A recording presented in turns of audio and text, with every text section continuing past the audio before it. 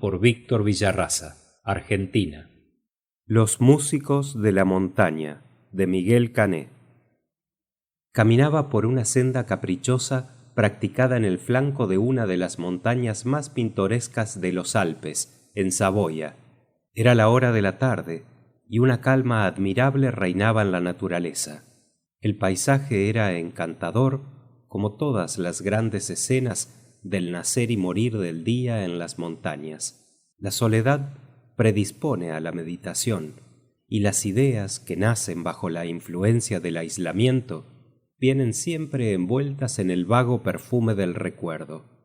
Hay un fenómeno curioso, exclusivamente propio de los espectáculos bellos. El efecto inmediato es una fuerte impresión sobre los sentidos, pero el golpe va lentamente a herir el organismo moral.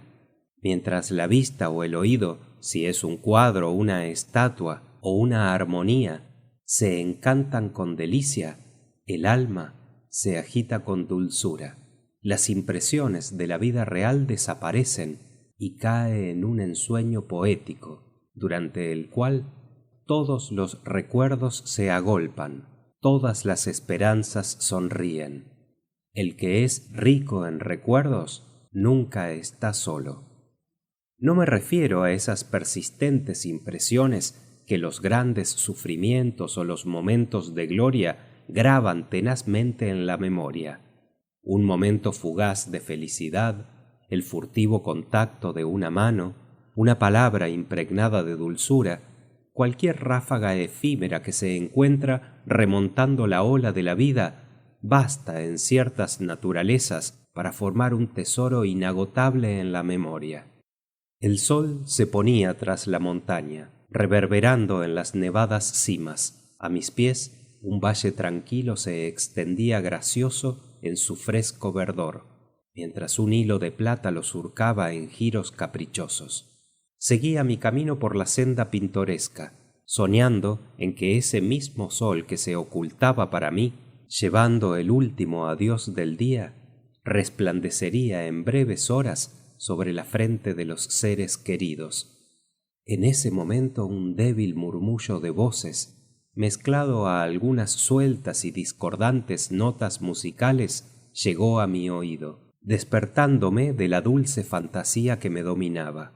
Lo primero que me ocurrió fue que algunos viajeros melómanos aprovechaban, como yo, la belleza de la tarde para dar un paseo por la montaña.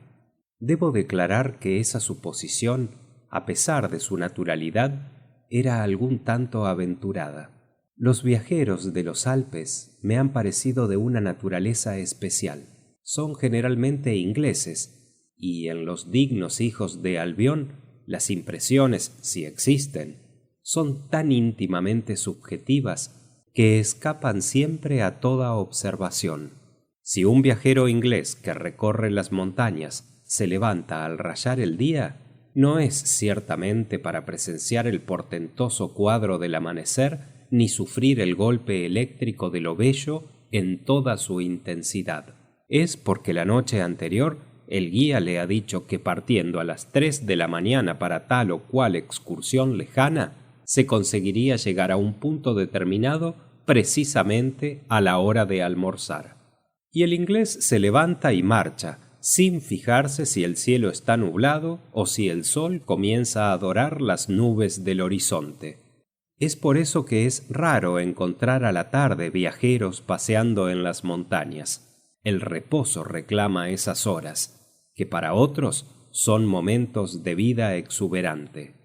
Tan aventurada era mi idea que pronto en el primer recodo formado por la espiral de la senda vi aparecer 2 pequeños saboyanos, una niña y un varón, que se disputaban vivamente mientras la fuerza de la costumbre hacía que los dedos de la una arrancaran notas perdidas a las cuerdas de una arpa pequeña y vieja que pendía a su espalda, y el otro rascara con su arco estridente las cuerdas de un violín más viejo aún que el arpa.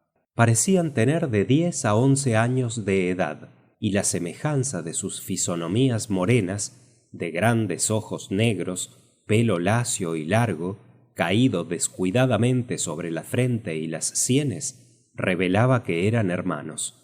Su traje era el hábito tradicional de esos pequeños músicos ambulantes que hacen la delicia de los pocos filarmónicos ginebrinos que en las plazas y calles rodean solícitos esos violadores inocentes del arte sagrado. Esto es, casaquilla de pana oscura, pantalón indefinido, ancho y largo como para un hombre de gran estatura, zapatos con clavos y gorra en el varón, corpiño de viejo terciopelo negro, saya tan indefinida como el pantalón y un pañuelo de color cubriendo la cabeza de la niña. Al apercibirme, la disputa cesó, y ambos se hicieron a un lado para dejarme pasar por la estrecha senda, mientras el varón se sacaba respetuosamente la gorra. Había en la cara de la niña una expresión de dureza particular. Sus ojos tenían un brillo áspero y fijo, que chocaba, desde luego. Por el contrario, la fisonomía del saboyano era abierta, inteligente, y ya en los extremos de su boca empezaban a dibujarse netamente esas ligeras arrugas que revelan la habitud de la risa, signo del contento. Ambos me miraban curiosamente, mientras yo me había detenido a mi vez a contemplarlos, obstruyéndoles el camino.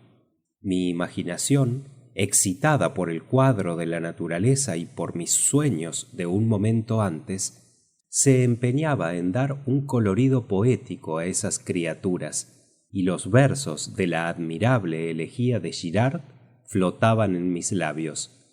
¿Vais deprisa?, les pregunté, sentándome en la parte saliente de una roca. Ambos sonrieron, como si el suponerles una ocupación cualquiera que reclamara su presencia a una hora dada fuera cosa del otro mundo.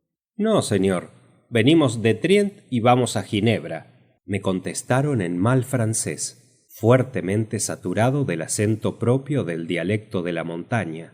«Pero, criaturas, de aquí a Ginebra, al buen paso de mi carruaje, hay por lo menos 2 días de marcha.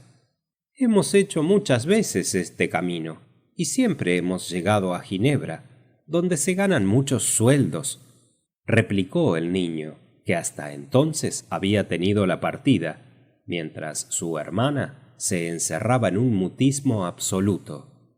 «¿Y tú no sabes que en la montaña, sin necesidad de ir a Ginebra, se ganan algunas veces muchos sueldos también?» La fisonomía de la niña empezó a despejarse, mientras el alegre muchacho, que comprendió al instante, hizo un par de cabriolas teniendo el violín en una mano y el arco en la otra.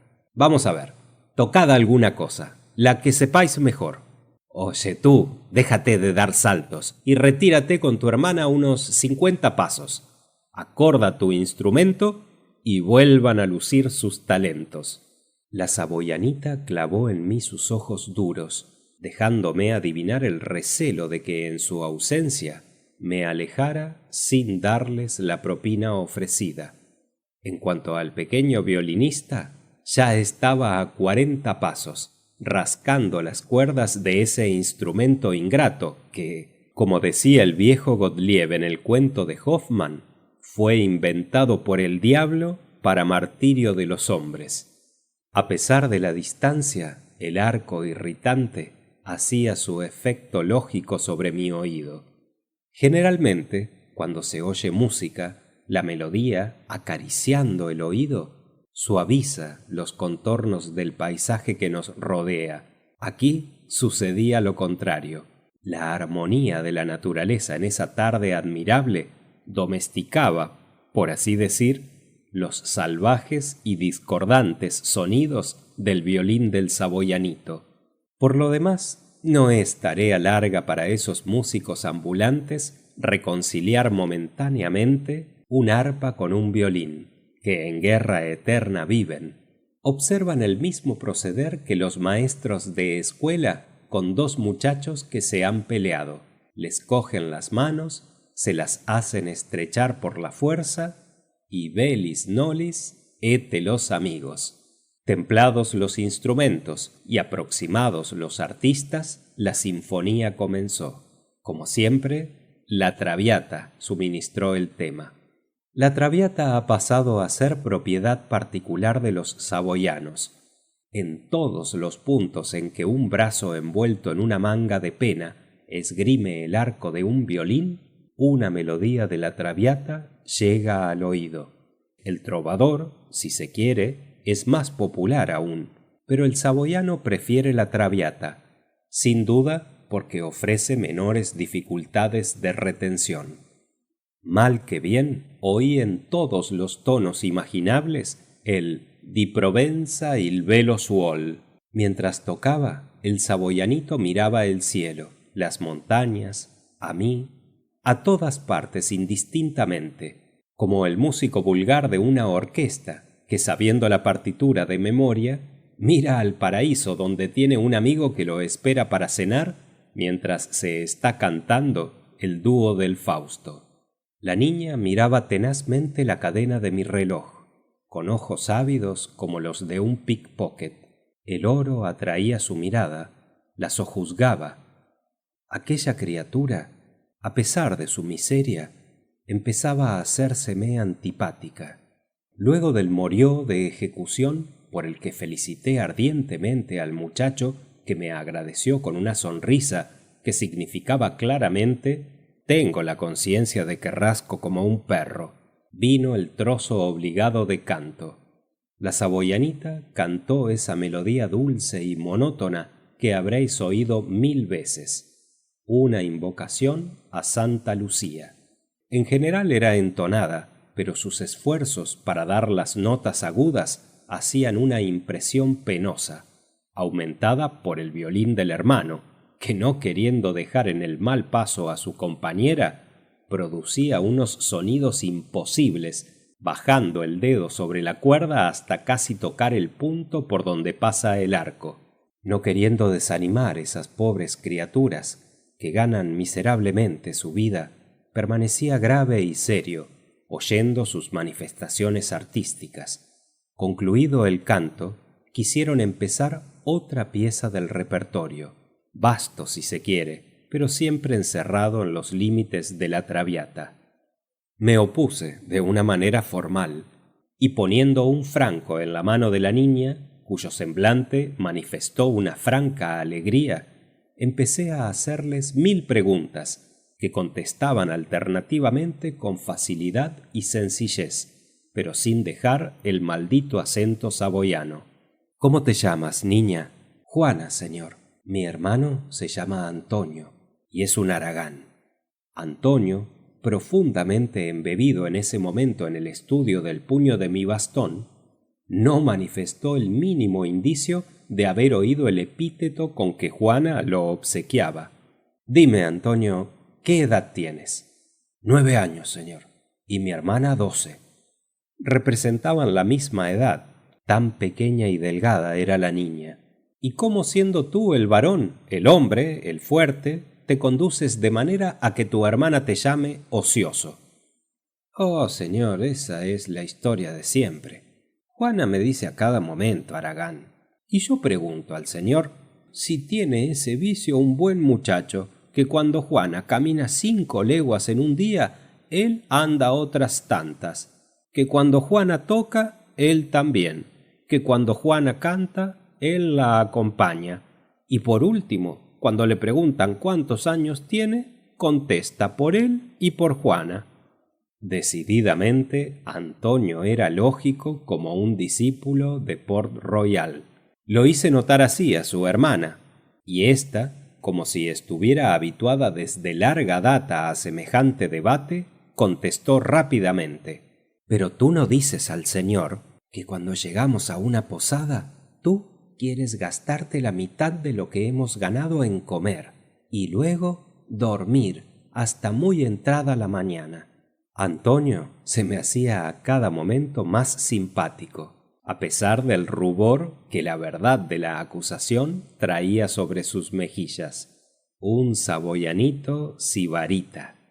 «Pero Juana, sé razonable. Justo es que un niño que ha trabajado todo el día coma y duerma bien durante la noche.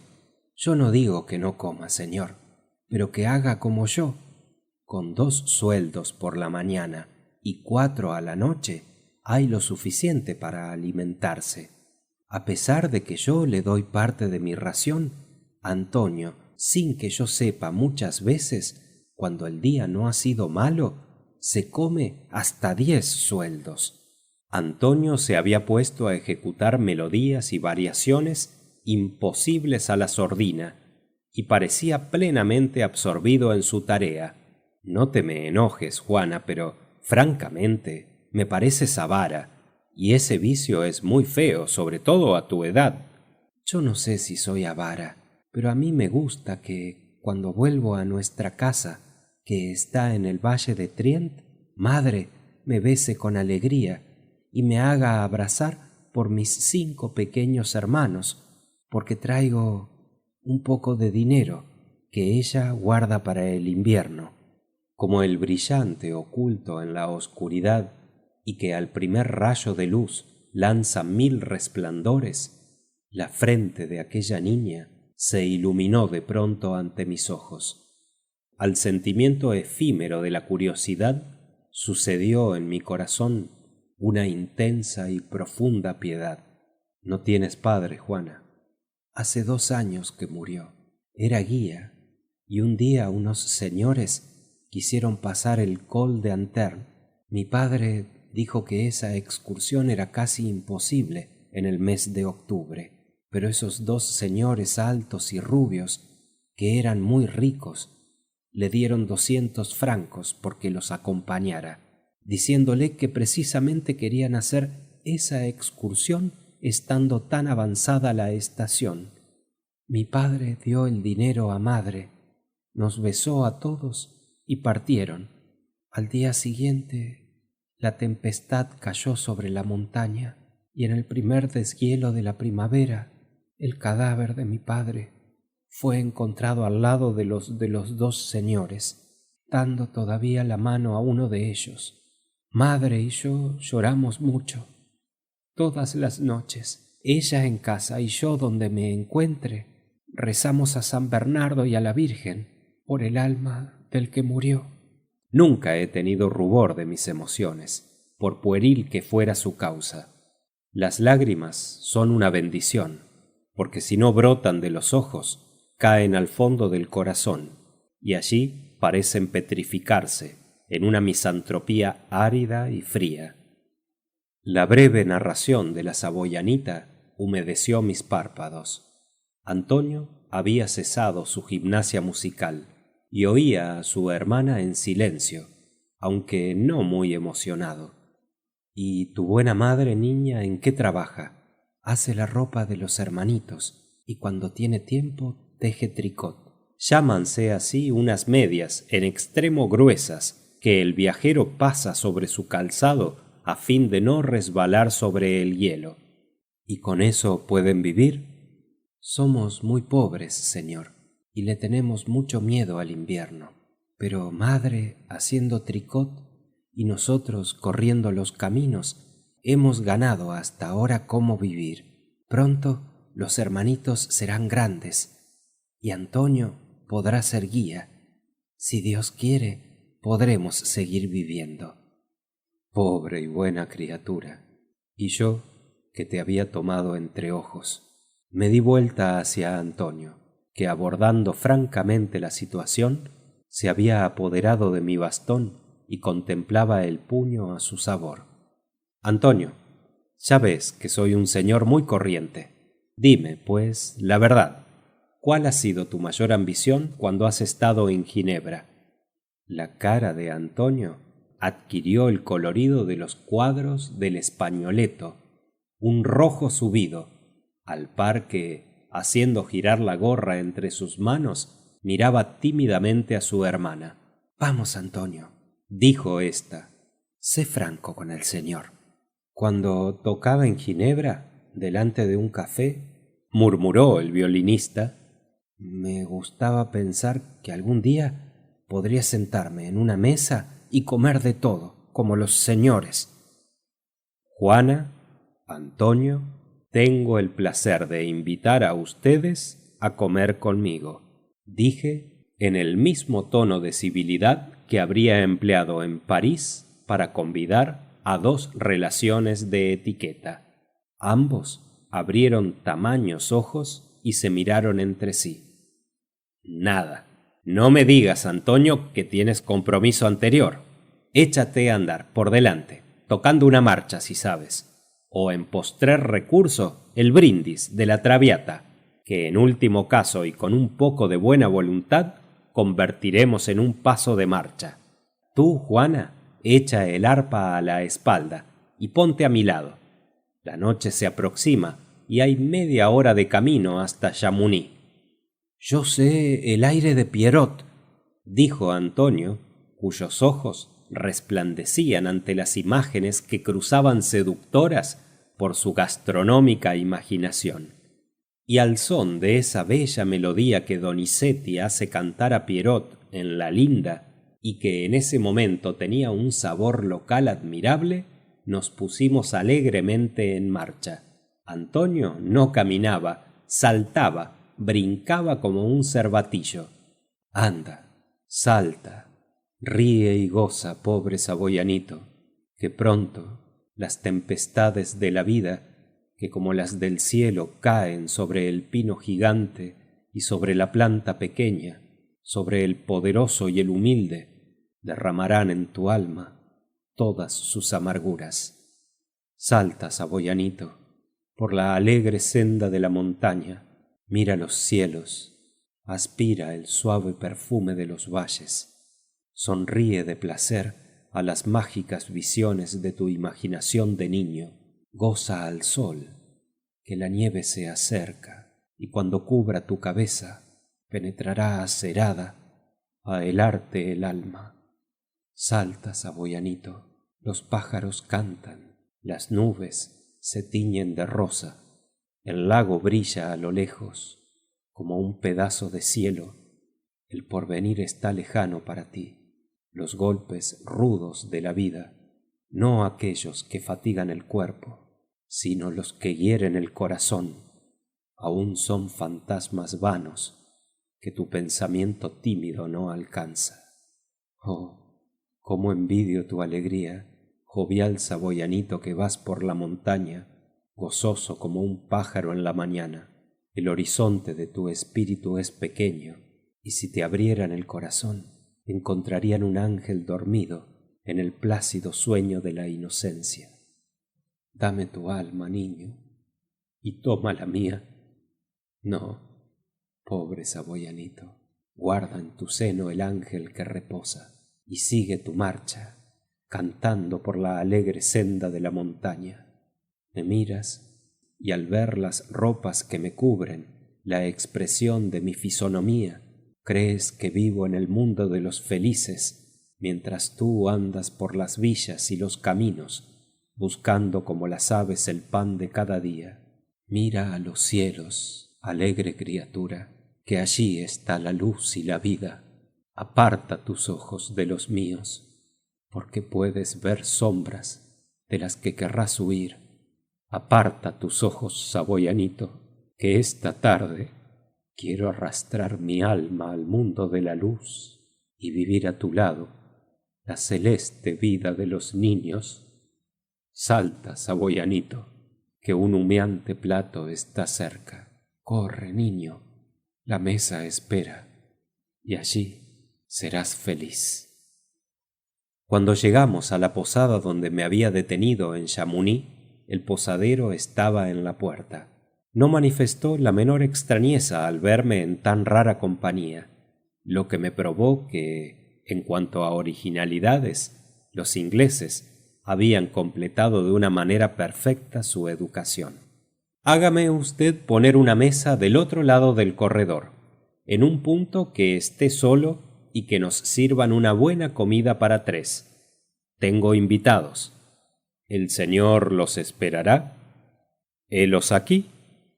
El posadero me miró de una manera particular, pero sin duda, tranquilizado por la expresión grave de mi cara, saludó y se retiró. Pronto estuvimos instalados alrededor de una mesa que, si bien hubiera sido indigna de un esclavo de Lúculo, presentaba todo lo que un gastrónomo puede aspirar en medio de la montaña. Mis comensales, que al principio estaban tímidos y sobrecogidos, comenzaron a tomar confianza, y una conversación deliciosa para mí se empeñó entre Juana y yo, mientras Antonio, digno homónimo del amigo de César, atacaba los platos con una intrepidez muy superior a los miserables temores de indigestión. 1000 puerilidades, 1000 graciosas respuestas, escapadas en la inocente expansión de esos pobres niños y que mi áspera pluma no podría referir, hicieron para mí el encanto de esa comida original. Todo tiene un fin en la vida, desde los poemas de Byron, que uno prolonga en el ensueño de la impresión, hasta nuestro banquete alpino, que Antonio encontró corto como una ráfaga de felicidad. Eran las 9 de la noche, y era necesario pensar en recogerse. Hice preparar camas a mis amiguitos, y como éstos se levantarían al alba para seguir su marcha vagabunda, me despedí de ellos antes de retirarme a mi cuarto. Toma esta moneda de oro, pobre niña, y cuando vuelvas a la choza donde tu madre te espera, dásela, para que compre abrigos a los niñitos, porque el invierno será duro. Toma estos francos para ti y Antonio, y provéanse en Ginebra de zapatos fuertes para la marcha. Adiós, pobres niños, y Dios los guíe en el mundo. Oh, señor, dijo Juana llorando, usted ha sido muy bueno para nosotros, que no estamos acostumbrados al cariño. Dígame su nombre, para que madre, yo y mis hermanitos le bendigamos y oremos por usted. Recen mucho, porque Dios oye la plegaria de los humildes. Dile a tu buena madre que cuando hable con el Señor le pida aleje todo dolor y sufrimiento del alma de... y le di un nombre querido a mi corazón. Adiós, niños. Y tú, Antonio, sé bueno y protege a tu hermanita. Los aboyanitos se retiraron. La luna en ese momento se alzaba, blanca y silenciosa, sobre las nevadas crestas de la montaña. Una emoción desconocida se apoderó de mí, y mientras los cielos se iluminaban vagamente al resplandor de la pálida viajera de la noche, incliné la cabeza y pensé en la patria, en mi madre, en mi amada y en Dios. Fin de Los músicos de la montaña, de Miguel Cané.